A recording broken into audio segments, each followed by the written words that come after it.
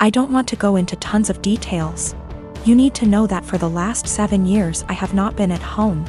And during this time my 2 brothers and sisters were still living there. While I was at home, our stepfather abused us mentally and physically. We lived in crappy houses that were covered in real garbage, including animal feces, absolutely everywhere. I haven't heard from my little sister since May. I'm pretty sure she was told to cut contact with all of us. We are her older siblings. My second sister, after my younger sister, is overweight and has spinal problems and has to diet and see a specialist she is not taken to. I told the social worker that I wanted to check on them because they were in a sorry state and because I'm not sure if there is still any physical or psychological abuse going on in the house. This genuinely worries me. I told them what happened to us, hitting walls, throwing things at us, swearing, belittling our character, etc. And told them repeatedly that I really just want to know what my younger brothers and sisters are not the same living conditions as they were. My husband supported me during the call and agreed that it was the right thing to do. All my siblings discussed this beforehand, except for my older sister, who moved out before things got bad, and the 2 who live in the house. We all agreed that this would at least let them know they were being watched and we weren't just disappointed in them, and maybe my mother and SD would keep the house clean nose, etc. CPS contacted my mother very quickly. Much faster than I expected. I mean within 3 hours. After that, my older sister, who lives far away and hasn't contacted me for months, calls and she gets mad at me because she knows I called. I didn't deny anything and just said, if they have nothing to hide, then they have nothing to worry about. It will all be over pretty quickly, to which she replied, what if it doesn't? If they are taken away? I said, I hope it doesn't come to that, and if it does, it's not on me. I didn't harm them. I didn't leave animal excrement around the house. I asked, would you let your children live the way we lived? She didn't answer. I asked again and she said, no. I'd keep a decent house, but it's not your job to tell someone else how to parent. I said, okay. So, if that's all, why did you call? I think we're done. She told me that we all need to get over what happened to us and move on. She left long before the violence started and she wasn't around, regardless of my personal experience. I can't help but feel like I did something wrong. I have limited contact with my mother because of her husband, and she denies that any of us have ever been abused. My sister asked, why don't you just come in and see the conditions? I told her, I can't be around my stepfather. I refuse to expose myself to this negativity again. Even though my husband and siblings agree that it was the right thing to do, I still can't help feeling wrong because of it. Like it wasn't my place. But if it wasn't my place, then whose was it? I really would like a third-party opinion on what I did. Am I wrong in reporting my family? Honestly, should I have just kept my mouth shut? I don't mind if I don't have any contact with my mom or older sister. They don't even know that I'm almost 4 months pregnant because we don't talk very much. So the possibility that I'll never have a real relationship doesn't bother me. What worries me is that I don't know if I was right. I called my mother's CPS based on previous experiences of psychological and physical abuse by our stepfather. I have not heard anything from my younger brothers and sisters for a long time, because communication was interrupted. We lived in appalling conditions. There were animal feces, rubbish and mess everywhere. We were beaten, things were thrown at us, etc. I told the police that I was not sure if something was going on for sure because, again, no contact. But I wanted them to check on my siblings. Was I completely out of sorts? I'm what the deaf, nonverbal audio, classify as hard-hearing, HH. Because I can communicate with hearing person without resorting sign languages or notes. I met my boyfriend, Alan, who is deaf about a year ago. I was the only person he could communicate at work with ASL, even though I only could sign basic words. Later, he began to teach me in more advanced ASL and we found out we have so much in common in TV, movies, books, tastes with similar goals and desires in life that we became best friends that evolved into a romantic relationship. We're going strong 9 months now and we're compatible in every area. It's the best and healthiest relationship I ever had and I'm always excited and giddy to see him at work or when we wake up together. He feels the same and we're talking moving each other as soon his lease is up in 3 months from now.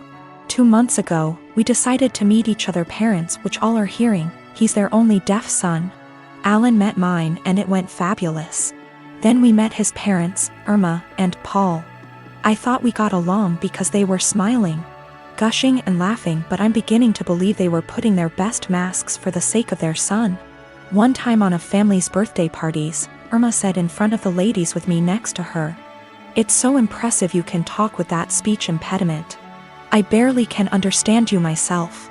She said as jokingly manner, but no one laughed. Everyone glanced at each other awkwardly and I just stared at her. Then excused myself.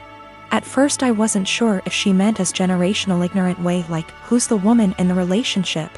To the gays. I didn't mention to my boyfriend because I was hoping it was only time remark. It wasn't. They made more comments, mostly Irma, about me struggling pronunciation or grammars, using sign language incorrectly and not teaching me the right one like Alan would do, or not having deaf//HH friends or not going more to deaf community and so on. It happened so gradual and subtle that I didn't realize they were being insulting to my face that to this day I still wonder. Most of the time they would make those comments without Alan nearby. I mentioned to Alan few times and he told me that maybe they were worried I might not understand the deaf culture. He talked to them that saying those things weren't helpful and he would appreciate if they would shut it up. They didn't. Few weeks ago at barbecue party, Irma and Paul sort of insinuated about my parent for not giving best tool for me, saying it was a shame that my parent didn't put me in deaf school or letting me to get cochlea implant or letting me to study abroad in non-deaf university program. They made it sound as if my parent crippled me as person because my social and emotional network didn't consist the right people. This time I got angry and I said what they said was rude. That my parents made lot sacrifice for me and no one has the right to belittle for their choices about raising me. Alan caught at the end of the conversation, lip reading, and asked me what's going on.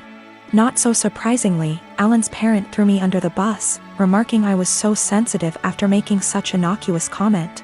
Alan saw I was uncomfortable and asked me if I want to leave. I said yes, and we left. When we got home he asked me what they said to me. I didn't want to say what his parent told me because it was so ugly to talk about it, but I told him anyway, and he got upset for me. He FaceTimed them and said they shouldn't said that. He told them they crossed the line. They pretended they didn't know what I was talking about, that perhaps I misunderstood, considering I'm hard-hearing, which upset Alan even more. They ended arguing for a few minutes before Alan hung up. Since then, Alan has become desolate and needy. He apologized to me hundreds of times for not believing me what I said before. I told them that he has nothing to apologize because I wasn't sure if they were being snide toward me until now, and I'm not going to blame Alan for what his parents said to me. He told me he's thinking reducing contact with them, but I told Alan it wasn't necessary. He can do whatever he wants with his parent, but that I rather would not go to any of his family gathering or go his parents. He assured he would never force me or put me in that situation ever again. We're closer together than we were, but he's still sad and he no longer goes to his family gatherings or his parents. I find him staring at nothing in particular for long minutes and his eyes, which used to sparkle, are now dim. I want to cheer him up, but I'm not so sure how to in first place. I just don't know what to do, and I don't understand why his parents are so rude toward me because I'm not completely deaf considering they aren't one. I am 17, female. My dad has remarried about a year ago, and it's been hell from the start. I have 2 younger brothers. I work and I often help out with the bills and my 2 younger brothers. I do the exact chores that my father previously gave me. My room is always clean. I do the dishes after dinner. I do the laundry every week. I am in charge of cleaning the kitchen, living room and back patio, as well as taking our trash. So I do what I have to do. But I don't allow my stepmom to try and make me do more things than I already do or try to make major changes in my life. Again, I just do what I need to do so I can go on with my life. I'm just saying this to show that I am a good kid. I can admit that I really do not like my stepmom. My dad won't see it and constantly acts like I'm losing my mind, but my stepmom acts different behind closed doors. I told everyone from the beginning that I do not see her as my mom. I won't be calling her mom.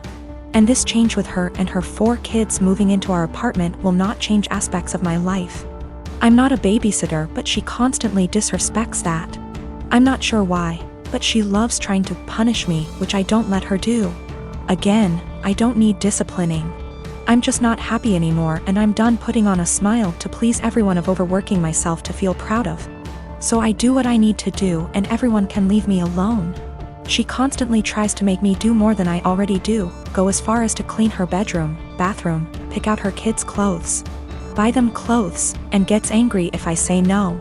The other day she tried coming to me telling me to call off of work to watch her kids. I told her that I won't, and I am not a babysitter.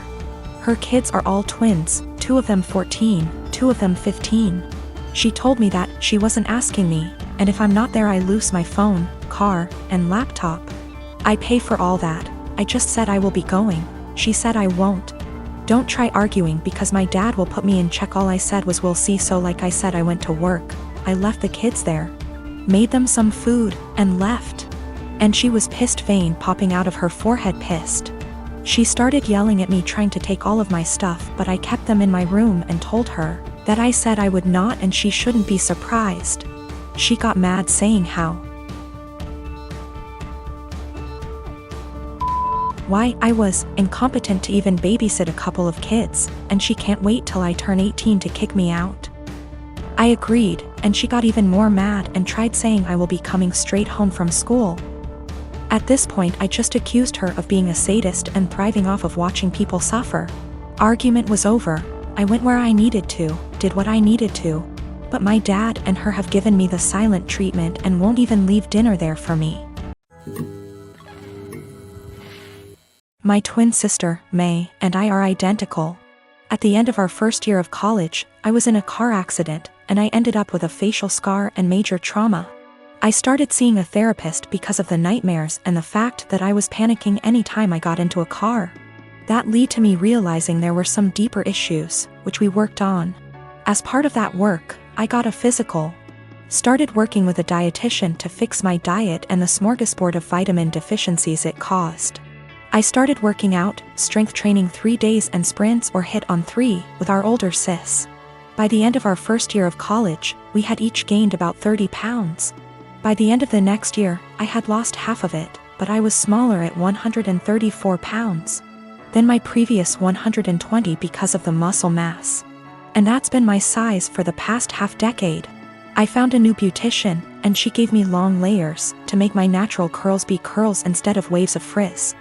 I always wanted, but that my old one said would look bad, and refused. I stopped bleaching it and let it go its natural dark blonde / light brown. I stopped spray tanning. Again, that's been my look for the past 5 years. I live in a rural area, and the internet isn't great. Things like FaceTime just aren't options, and I can't post a lot of pics on social media /see of it. This is relevant because a big issue is that May didn't see me over the quarantine. We talked on the phone a couple times a week, but it mostly revolved around her wedding planning. She got engaged before the Rona put us on lockdown. I wasn't her mo, so mostly I was being told decisions, not involved in the process. When it came to the bridesmaids' dresses, May sent our sister, Sil, and me a link and told us to get it in our size. Same with hair and makeup, but we had to arrange for a beautician because May's wouldn't do more than 4. And she wanted her friends at the appointment with her. Except she didn't do a bachelorette party with us, she did with her friends, or rehearsal dinner. So May didn't see any of us until the start of the wedding. She was livid. Apparently, she thought we would have stopped working out because of the Rona, even though we did it at home. Or that we would have stopped when she announced her engagement, so we didn't upstage her. She was mad because I didn't try to hide my scar and didn't tan, thought it would be implied. She made several snide remarks before throwing a drunk temper tantrum at the reception, basically accusing the 3 of us, but me ESP of trying to upstage her. I don't have that excuse /C. I was a DD so sober, but I, quite famously, have a low tolerance for angry or crying drunks. I told her, if you're so insecure, you should have got off your ass instead of expecting us to lay on ours to make yours look better. It only got worse. Our family is on my side /C. I didn't start it or do anything. But his family and her friends are giving me shit.